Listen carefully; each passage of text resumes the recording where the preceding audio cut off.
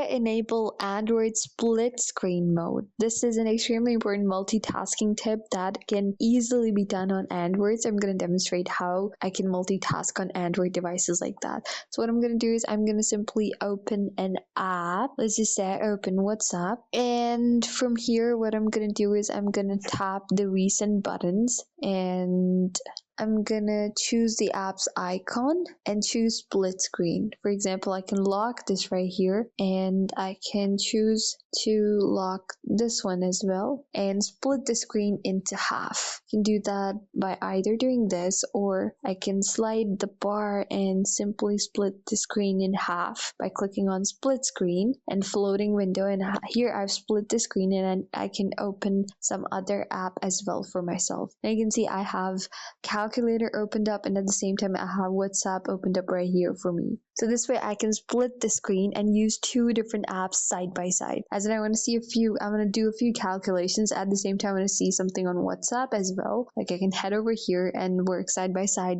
by splitting both of them onto the same screen. This is how you can enable Android split screen mode.